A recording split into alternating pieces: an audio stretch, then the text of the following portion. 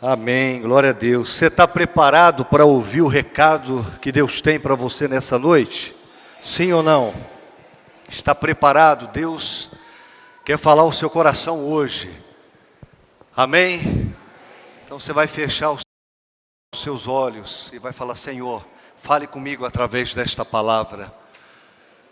Peça ao Senhor: o Senhor me conhece, o Senhor sabe o que eu preciso ouvir. A palavra que o Senhor ministrou ao teu servo. Fale com ele agora. Esquece o relógio, esquece da pessoa que está do seu lado, porque Deus certamente vai falar com você. Peça a Ele para que possa estar abrindo, esteja agora a falar. Pai, em nome de Jesus, fale conosco através da Tua palavra, que a ministração do Senhor possa adentrar o nosso coração e fazer morada. Em nome, amém e amém. Queridos, nós começamos a fazer essa série intitulada Deus nos aperfeiçoa em nossa fraqueza. E nós vamos dar continuidade. Nós começamos a semana passada e falamos do personagem chamado Moisés. E hoje nós vamos falar de um personagem também. Mas nós vamos observando na história bíblica, Deus vai aperfeiçoando os seus servos na fraqueza. Deus vai levantando os seus servos na fraqueza.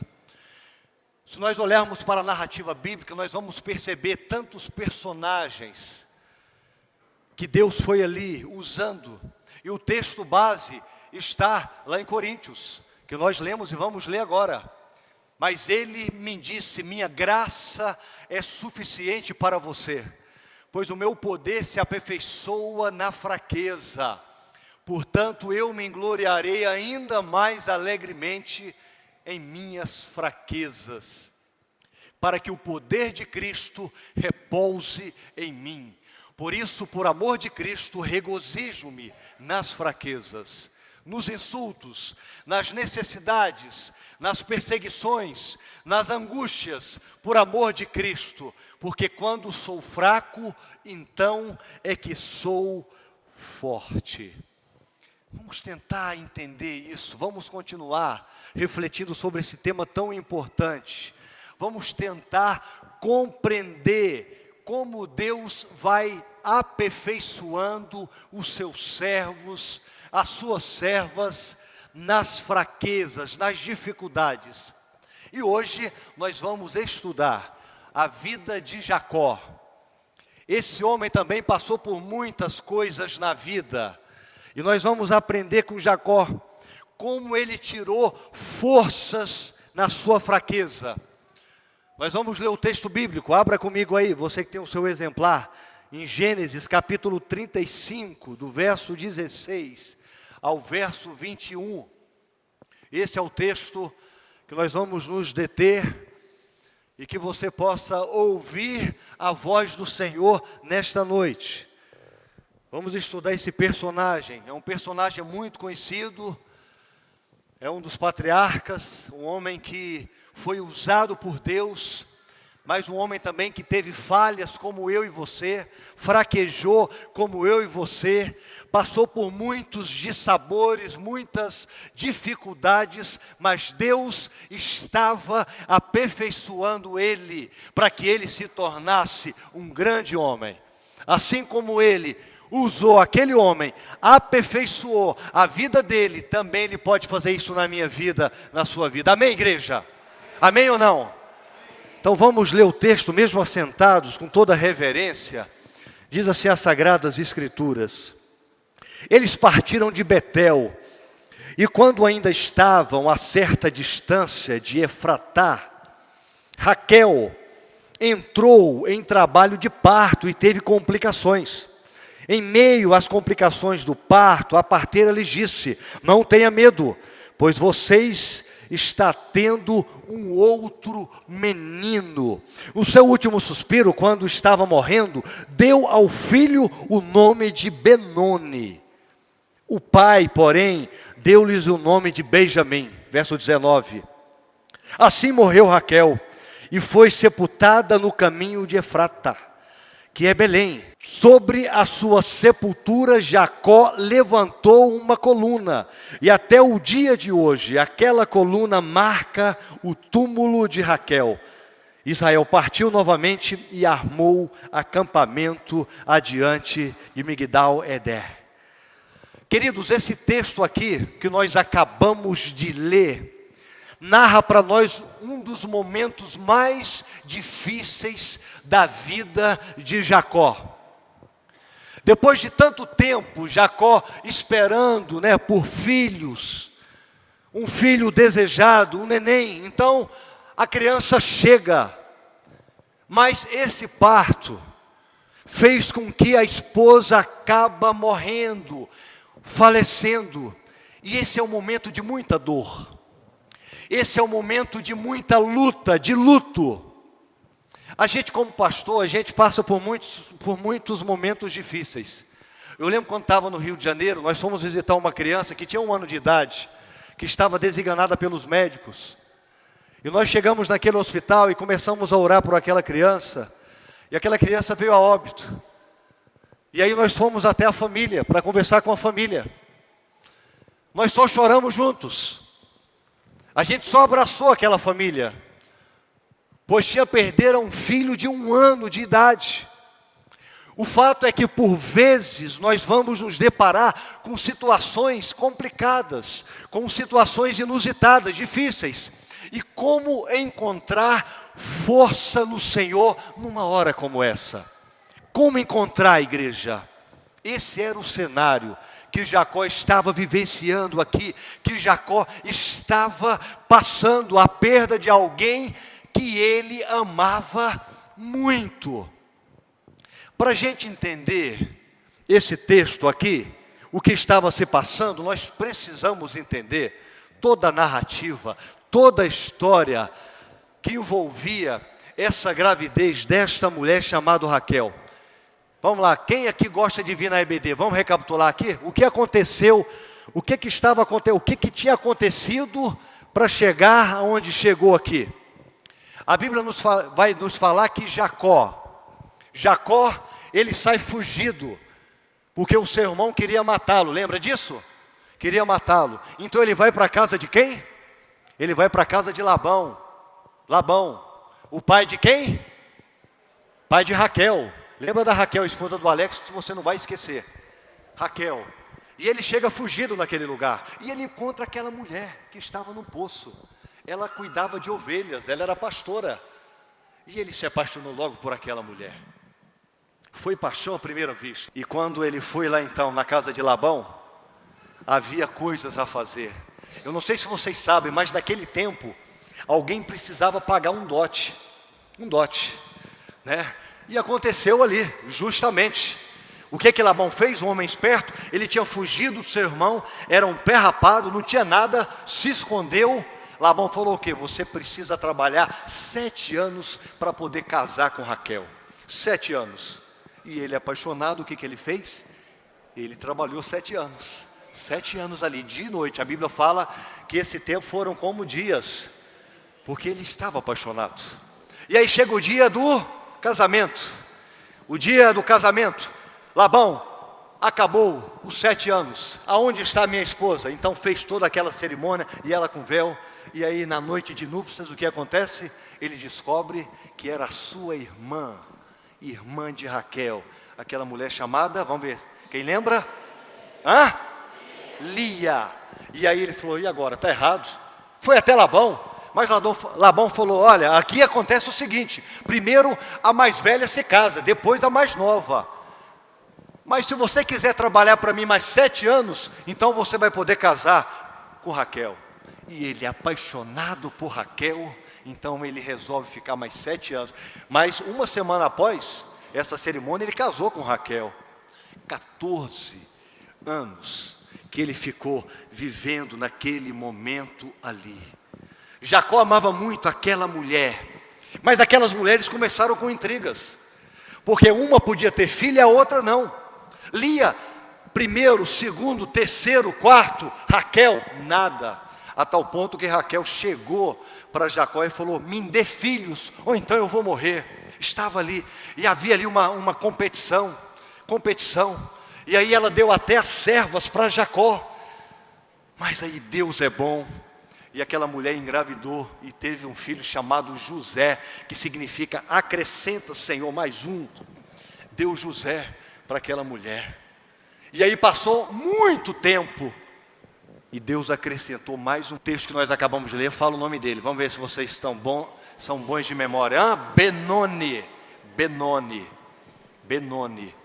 E quando essa mulher estava lá, e diz o texto que eles estavam em viagem. Nessa viagem, chegando a Belém, então Raquel, ela morre. E esse nome Benoni, ele tem dois significados. Força é alegria e tristeza ao mesmo tempo. Filho da alegria, filho da força, filho. Mas foi nesse momento que essa mulher morre. E aí Jacó colocou o nome desse menino de Benjamim. Olha que coisa, gente. Que situação que ele estava. Olha só a vida de Jacó. A maneira como nós retratamos aqui a vida de Jacó nos revela um pouquinho da vida como ela é. Ou seja, os contrastes da vida. Coisas boas e ruins acontecem ao mesmo tempo. O dia de vitória é também muitas vezes o dia de desentendimento, de batalhas, de labutas. A vida é um contraste. Se eu for abrir aqui para todos, todos vão experienciar contrastes que vivem ou que já viveu.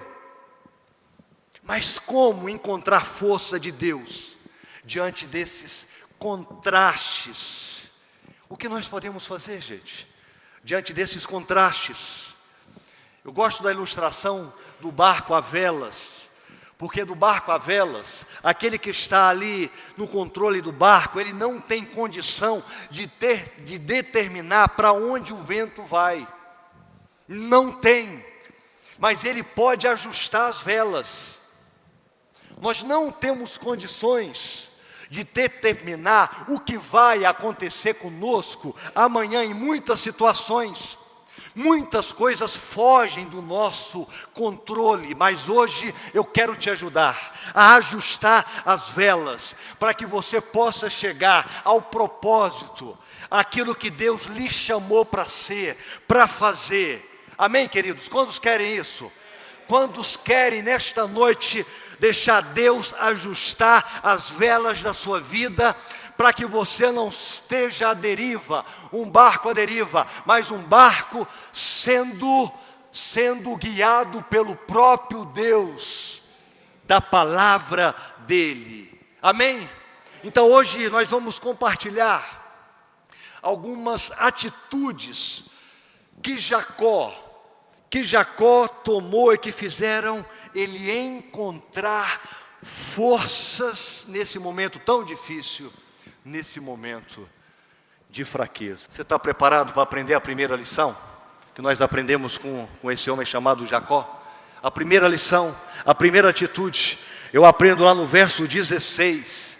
Olha só o que diz aí, o verso 16. Eles partiram de Betel. A parte A do texto, eles partiram de Betel. Queridos, a primeira atitude, a primeira lição que eu aprendo nesse texto é que precisamos fazer da casa de Deus um lugar de fortalecimento para a nossa vida. Se nós queremos ser fortalecidos na nossa fraqueza, precisamos fazer da casa de Deus, preste bem atenção nisso, precisamos do encontro com o Pai. O lugar de fortalecimento acontece no encontro com o nosso Pai. O que me chama a atenção nesse texto aqui é que literalmente, casa de Deus significa Betel, casa Elohim, casa de Deus. E por que essa cidade aqui tinha esse nome? Casa de Deus. Diz o texto que Jacó vai ter um encontro com Deus ali. Jacó faz de uma pedra o seu travesseiro. Então ele vê uma escada, anjos descendo, anjos subindo, e ele tem um encontro com o próprio Deus ali. E ele chama aquele lugar então de Betel, de casa de Deus. E ele faz um compromisso com Deus. Se o Senhor me ajudar, se o Senhor estiver comigo, se o Senhor cuidar de mim, eu vou voltar aqui e vou estabelecer altares. Queridos, e passaram muitos anos, aproximadamente 20 anos, que é o que a palavra diz. E aí, esse homem aqui agora, sendo cuidado por Deus, esse homem já tendo filhos, tendo famílias, esse homem agora já tinha passado por aquela reconciliação com seu irmão. Ele volta a Betel, e diz o texto que ele tira todos os deuses daquela cidade de Betel, e ele ali, então, ele encontra um altar, o altar do encontro, e partindo de Betel, ele vai ter muitas dificuldades, muitos problemas. Queridos, muitas vezes nós percebemos, e muitas vezes nós enfrentamos muitas dificuldades, mas eu creio que se nós estivermos na casa de Deus, eu creio que se nós estivermos no altar de Deus, as coisas vão transcorrer de forma em que nós seremos fortalecidos. Eu creio nisso. Nós temos que abrir o peito aberto. Mas muita gente vai sem nenhum preparo. Muita gente começa a viver sem nenhum preparo, sem nenhuma espiritualidade.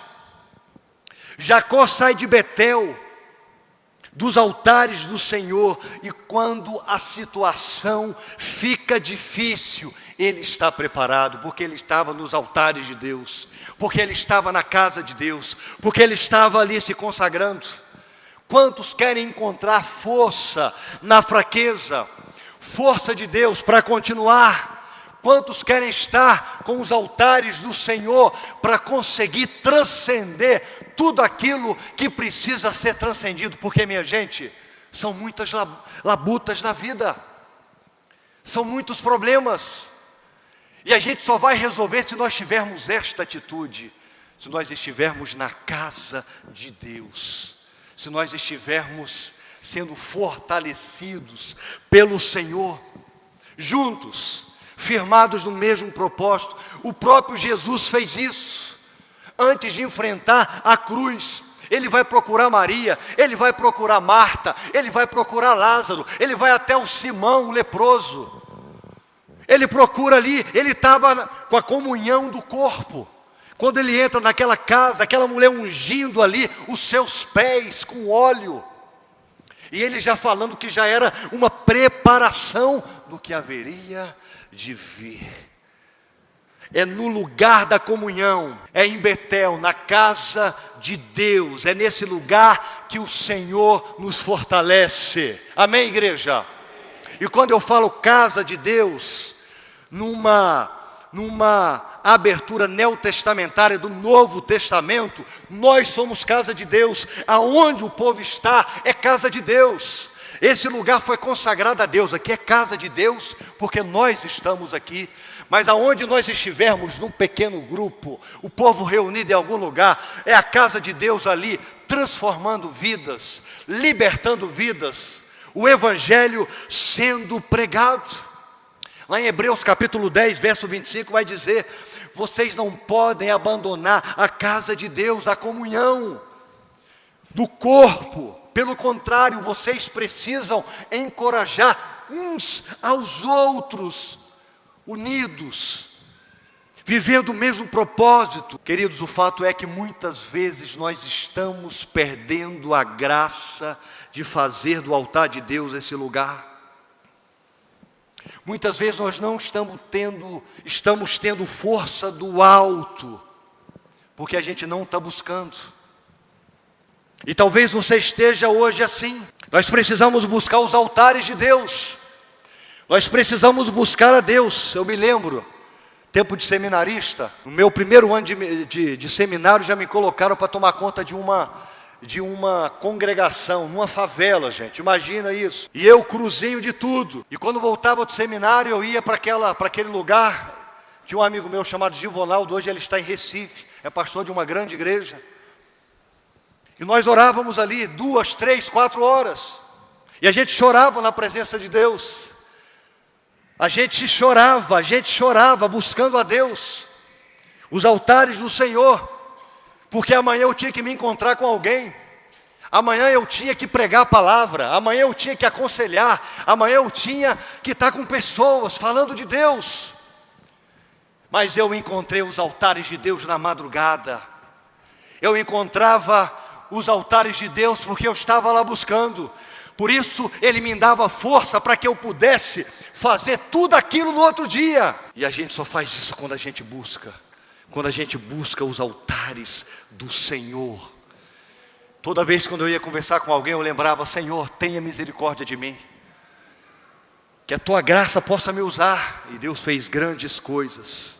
Queridos, antes dos enfrentamentos, passe em Betel. Encontre os altares do Senhor. Antes dos enfrentamentos, das demandas, das complicações, das vicissitudes, vá para Betel, vá para a casa de Deus. Busque os altares de Deus. E você vai ver que a coisa vai mudar de figura. Em todos os sentidos. O teu momento de devoção, o teu momento na casa de Deus, o seu momento do pequeno grupo, você está perdendo se você não está vivendo isso, buscando a Deus. Por isso que a gente precisa estar na casa do Senhor sempre. Nós estamos falando tanto aqui, tem muita gente que não quer saber mais de vir para a igreja. Estar na igreja é bênção, estar com nossos irmãos. Não tem como eu dizer que amo a Deus se eu não amo meu irmão.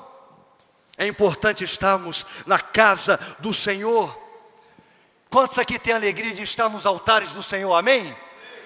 Quantos têm alegria aqui de buscar o Senhor? Amém? Quando a gente faz isso, Deus nos usa. Deus faz proezas, faz prodígios, faz maravilhas na nossa vida. Amém, igreja? Mais uma outra lição aqui que eu aprendo com esse texto. Segunda atitude, segunda lição: a nossa dor pode se tornar um sinal de esperança para... Presta atenção nesse tópico aí. A nossa dor pode se tornar um sinal de esperança para os outros. Como assim, pastor? Como isso pode acontecer? O que diz o texto lá em Gênesis 35:19, olha só.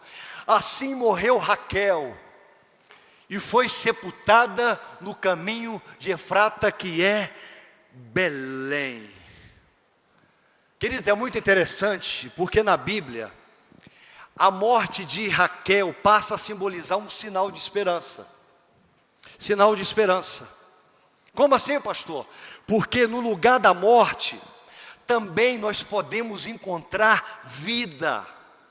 Então ela vai se tornar um símbolo de algumas profecias.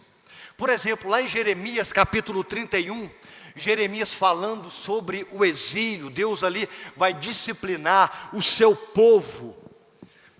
Mas no lugar de morte, no lugar de dor, vão encontrar vida, vão encontrar restauração, vão encontrar uma nova nação, vão encontrar ali uma nova história. Olha o que diz a profecia lá, Jeremias 31:15. Olha só. Assim diz o Senhor: ouviu-se um clamor em Ramá, pranto e grande lamento. Era Raquel chorando por seus filhos, inconsolável por causa deles, porque já não existem.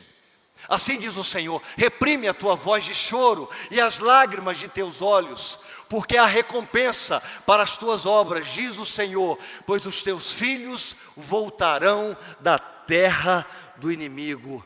O que ele está dizendo aqui nos textos? Ei, vocês vão passar por labutas? Sim. Vai ser difícil? Sim. Vocês vão encontrar muita complicação? Sim. Mas vocês terão vida, vocês terão graça, vocês terão favor do próprio Deus. E não para aqui. Essa profecia é citada lá em Mateus capítulo 2 também. Interessante, gente, que quando você começa a estudar a palavra de Deus, nós vamos perceber que muitas profecias, elas às vezes têm um cumprimento imediato, mas também tem um cumprimento futuro. E aconteceu aqui. Tem coisas que Deus fala para você, que Ele libera para a sua vida agora, e que vão ter um sentido completo somente amanhã. Somente amanhã vai vir o cumprimento. E era isso que estava acontecendo aqui. Lá no capítulo 2, mais uma vez Raquel é citada como esse exemplo de esperança. Olha só o que diz o texto bíblico. Vendo-se iludido pelos magos, enfureceu-se Herodes grandemente e matou todos os meninos, mandou matar todos os meninos de Belém e de todos os seus arredores, de 2 anos para baixo, conforme o tempo do qual, com precisão, se informara dos magos. Então se cumpriu o que fora dito por intermédio do profeta Jeremias. Ouviu-se um clamor em Ramá, pranto, choro e grande lamento. Era Raquel chorando por seus filhos, inconsolável porque não mais existem. O que está acontecendo aqui, igreja? Ele está trazendo aqui a imagem de Raquel, diante daquele infanticídio que Herodes tinha promovido, para dizer, olha, é nesse lugar de morte que a vida vai surgir na pessoa de Jesus Cristo. Ele é a esperança, Ele é a salvação de todos os povos. Era isso que ele estava querendo dizer aqui, no mesmo lugar em Belém, em que Raquel morreu. Agora a promessa de Deus aqui se cumpre em Belém. Com quem? Com o nascimento de quem? De Jesus Cristo. O que é que nós estamos querendo dizer? Não desperdice a dor na tua vida. Não desperdice essa dor que você está sentindo, ou que você sente. Tem um livro intitulado Dores que nos Transformam, do escritor, do teólogo Edson Fernandes. E ele vai dizer justamente que as dores, ela vai nos transformando e nos aperfeiçoando de tal forma que conseguimos cumprir a missão pela qual o Senhor confiou a nós. Dores que nos transformam. Às vezes, o nosso lugar de maior aflição e de dor é o que Deus vai usar para liberar mais sobre a nossa vida. Fala que você não cresceu com os vales que você já passou. Talvez você não estava entendendo naquele exato momento, mas no final você olhou para trás e você falou assim, eu cresci. Eu cresci. Nós falamos que muitas pessoas, elas vão para Deus pela dor. É uma verdade. Não deveria ser assim, mas é uma verdade. Já contei aqui nas quartas-feiras, nos estudos, a gente sempre cita. Tinha uma das ovelhas nossas lá no Rio de Janeiro, meu xará, quase meu xará, chamava Elton. E Elton, menino que cresceu na igreja, com seu irmão, com a sua mãe. O pai havia sido morto pelo tráfico. E Elton começou a se envolver lá fora. E aí começou a ganhar dinheiro, porque tráfico dá dinheiro. E Elton foi saindo da igreja, foi saindo da igreja, foi saindo da igreja. E Elton saiu da igreja. Elton retornou para a igreja numa cadeira, uma bala, passando num dos viadutos da Estácio de Sá, uma bala. E estava ele e a namorada na motona grande, 1000 e tantas cilindradas, e ele leva um tiro aqui na mão para a cadeira de rodas. Em um culto da juventude, ele foi dar o testemunho. Pediu lá, não tinha, ninguém entendeu, ele veio na cadeira de roda, o irmão trazendo ele, mas a namorada, eu estou voltando para Deus. Ele falou, eu estou voltando para Deus através disso que aconteceu comigo. Não era para ter acontecido, mas estou voltando por causa disso. E eu quero pedir perdão para Deus. E aí ele olhava para aquela juventude, muitos meninos lá também, que estavam entrando no tráfico. E eu conheço muitos que estão aqui, que se você não mudar de vida, se você não buscar a Deus, se você não reconhecer Deus na sua vida, vai acontecer a mesma coisa. Muitas vezes acontece coisas terríveis para a gente reconhecer que só Jesus Cristo é o Senhor. Não é porque Deus quer que a gente passe por isso. Ele permite para que a gente entenda. Porque, gente, Ele não está preocupado em primeira instância com isso aqui não. Isso aqui é vaso de barro, isso vai passar. Nossos dias estão contados.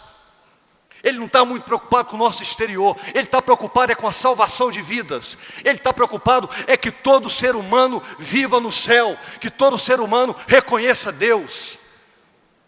E talvez você está aqui hoje e você ainda não entendeu isso. Talvez você está aqui hoje ainda e você não está tendo aí uma reflexão a respeito desse tema tão importante. O que eu estou querendo dizer é que na fraqueza que Deus nos aperfeiçoa. É quando nós reconhecemos quem nós somos pó, cacos, entre outros cacos. A narrativa bíblica fala muito sobre isso. Reconheça Deus na sua vida, porque Deus usa a nossa aflição muitas vezes para nos fortalecer, e de uma maneira muito especial, muito especial. A palavra aqui, essa palavra Benoni, quando aquela mulher antes de morrer, ela chamou o filho de Benoni, filho do meu vigor. Na verdade a palavra é filho da direita, né? Filho da minha direita, da minha mão direita, filho da minha mão direita, que significa Benjamim. Mas ela que falou filho da minha... Aquele menino se tornou quem, gente? Depois nós vamos estudar a história de Benjamim. Quem aquele menino se tornou? A vida é assim. A vida, ela é tristeza e ela é alegria ao mesmo tempo. Mas o cristão, ele vive além dessa tristeza momentânea. O cristão, ele transcende qualquer tipo de situação, porque nós não vivemos a partir do exterior, nós vivemos a partir de uma confiança que Deus, é Senhor, porque essa tem que ser a dinâmica do crente, do cristão. Porque muitas vezes os vales difíceis vai nos preparar para alcançarmos lugares mais poderosos. Então Deus vai usar a nossa aflição. Eu não sei o que você tem passado. Eu não sei qual é a sua dor, qual é a sua aflição. Mas em nome de Jesus, olhando aqui, assim como Raquel, um dia você vai ser sinal de esperança para os outros. Amém, igreja? Assim como Raquel, você pode ser sinal de esperança para os outros, naquilo que você está ou esteja passando agora. Um pastor amigo nosso, o pastor André, que era membro da nossa igreja, né? O pastor André passou pelo vale da vida, separou da esposa, fez tantas coisas erradas.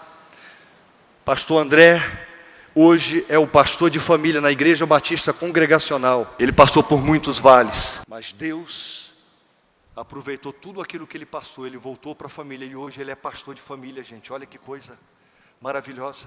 O que Deus faz? Deus pega a nossa experiência de vida, Deus pega os nossos vales e transforma, dá um novo significado, ressignifica tudo. Deus faz isso. Aonde veio a dor, Deus vai trazer vida. Aonde veio a morte, em Belém, Deus trouxe salvação para o mundo, que foi Jesus Cristo e é Jesus Cristo. Quero convidar o Ministério Vida aqui agora.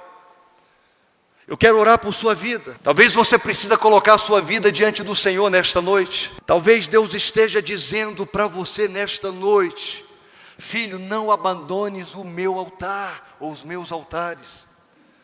Talvez Deus esteja dizendo para você nesta noite: olha, eu vou te usar.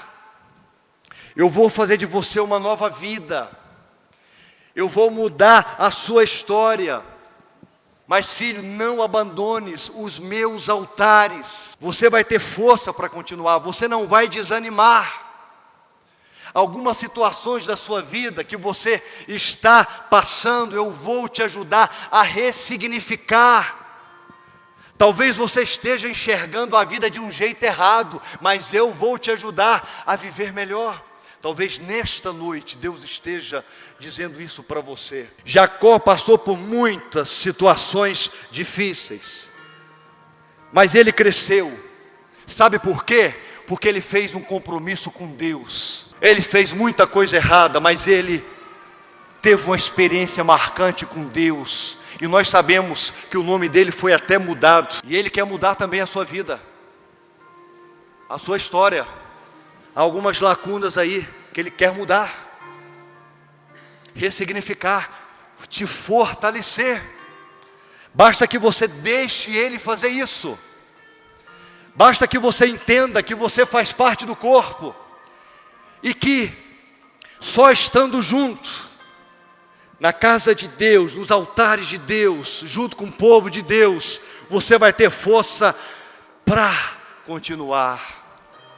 Então deixe Ele ressignificar a sua vida. Ele está falando para você hoje: volte para os meus altares, me busque, se quebrante diante de mim. Jacó teve que se quebrantar diante de Deus, gente.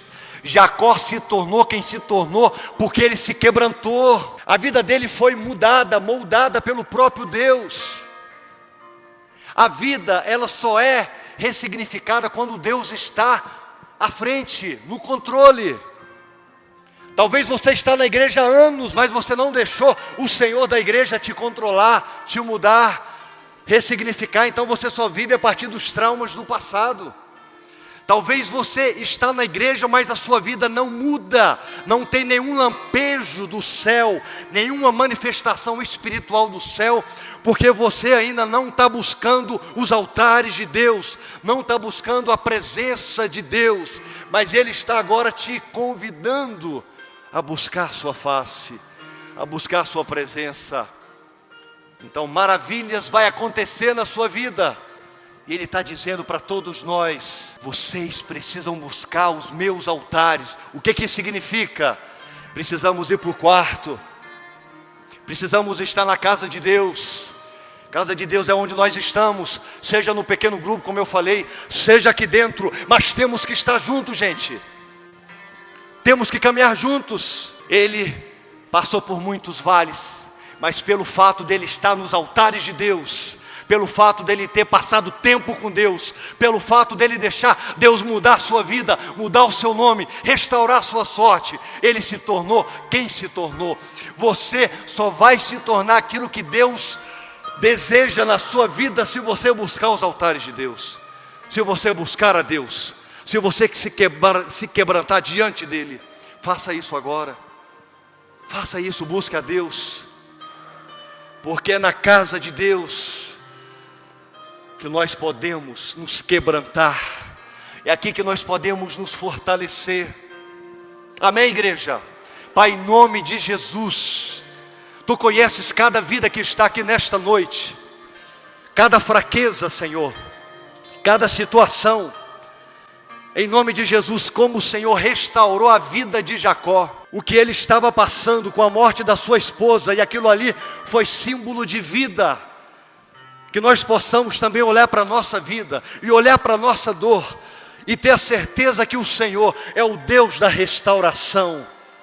É o Deus que vai estar definindo a nossa vida, não a partir do que nós somos, não a partir do que nós pensamos, mas a partir da Tua direção, porque o Senhor é o Deus que controla a nossa vida. Em nome de Jesus, fale com o Teu povo nesta noite, mostre para cada um, Senhor, que cada um precisa voltar para os altares do Senhor. Todos nós precisamos voltar para os altares do Senhor. Todos nós precisamos continuar nos altares do Senhor.